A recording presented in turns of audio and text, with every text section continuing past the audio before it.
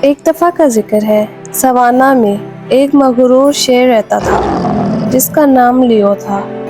لیو کا خیال تھا وہ زمین کی سب سے طاقتور مخلوق ہے اور باقی مخلوق اس سے نیچے ہے۔ وہ ہمیشہ اپنی طاقت کا مظاہرہ کرتا اور اس بات سے لطف اندوز ہوتا تھا۔ اس کا پسندیدہ کام نرم دل ہاتھیوں کو تنگ کرنا تھا، کیونکہ وہ ان کی پرامن فطرت سے واقف تھا۔ ایک دن ایک گرم دوپہر، ہاتھیوں کا ایک جھنڈ تالاب کے پاس کھڑا پانی پی رہا تھا۔ وہاں سے شیر کا گزر ہوا۔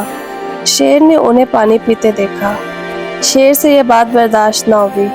اس کی آنکھیں تکبر سے بھڑک رہی تھیں۔ اس نے سوچا کیوں نہ ان ہاتھیوں کو سبق سکھایا جائے۔ شیر ہاتھیوں سے مخاطب ہو کر کہنے لگا، میں اس سوانا کا بادشاہ ہوں اور تمہیں میرے آگے جھکنا چاہیے۔ اب سے آپ مجھے خراج کے طور پر ہر روز کھانا کھلائیں گے۔ شیر کی یہ بات سنتے ہی ایلی کے دماغ میں ایک خیال آیا۔ اس نے سوچا کیوں نہ شیر کو کچھ چیلنج دیا جائے۔ ایلی شیر سے مخاطب ہو کر کہنے لگی، چلو ہم یہ بات ایک پرامن طریقے سے طے کر لیتے ہیں لیو۔ کل ہم ایک بڑے باؤ کے درخت پر ملیں گے۔ اگر آپ یہ چیلنج جیت جاتے ہیں تو ہم آپ کی حکمرانی قبول کر لیں گے، لیکن اگر آپ ناکام ہو گئے تو آپ کو وعدہ کرنا ہوگا کہ آپ ہمیں چھوڑ دیں گے اور کبھی بھی ہمیں تنگ نہیں کریں گے۔ اپنی طاقتوں پر بھروسہ رکھتے ہوئے شیر نے وہ چیلنج قبول کر لیا اور وہاں سے بھاگ گیا، اس یقین کے ساتھ کہ وہ آسانی سے جیت جائے گا اور ان پر قبضہ کرے گا۔ اگلے دن سوانا کے جانور اس چیلنج کو دیکھنے کے لیے اس پیڑ کے نیچے جمع ہوئے۔ ایلی اور اس کا ریوٹ دائرے کے اندر لیو کے انتظار میں کھڑے تھے۔ جب وہ آیا تو ایلی نے شیر کو رولز بتائے۔ ہم آپ کو باری باری کچھ کام پیش کریں گے۔ اگر آپ ہمارے کاموں میں کامیاب ہو گئے تو ہم آپ کی طاقت کو تسلیم کر لیں گے، لیکن اگر آپ ناکام ہوئے تو آپ کو اپنے وعدے کا احترام کرنا ہوگا۔ لیو فخر سے بھرپور بےتابی سے اپنا سر ہلاتا ہے۔ پہلا کام ٹوٹو نامی ایک نوجوان ہاتھی دیتا ہے۔ لیو، میں آپ کو چیلنج کرتا ہوں کہ سب سے اونچی شاخ سے لٹکے بڑے بوباب پھل کو نیچے کھینچو۔ شیر اپنی طاقت پر بھروسہ کرتے ہوئے پھل کی طرف لپکا اور پنجہ مارا، لیکن پھل تک نہ پہنچ سکا، اور جبکہ ہاتھیوں نے اپنی لمبی سونڈوں کے ذریعے بڑی آسانی سے پھل کاٹ کر اسے دے دیا۔ دوسرا کام ایک گانا نامی ہاتھی نے شیر کو دیا۔ لیو، میں تمہیں چیلنج کرتا ہوں کہ اس بڑی چٹان کو پہاڑ کی چوٹی تک لے جا کر دکھاؤ۔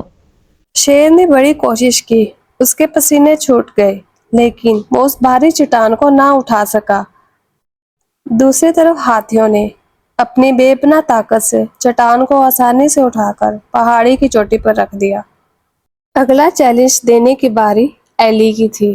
اس نے بڑی ہمدردی سے لیو کی طرف دیکھا اور کہا، لیو، میں تمہیں چیلنج کرتی ہوں، یہ سوانا کے جانوروں کو اکٹھا کرو اور ہم سب کو ایک پرامن طریقے سے اس تالاب کے پاس لے کر آؤ۔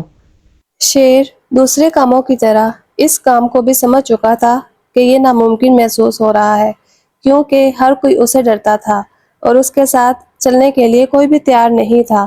اس نے گرجتے ہوئے جانوروں کو اپنے ساتھ چلنے کی دھمکی دی، لیکن خوف کے مارے کوئی بھی جانور اس کے پاس نہ آیا، جبکہ دوسری طرف ایلی کے بلانے پر سب جانور اس کے ساتھ تالاب کی طرف چل دیے۔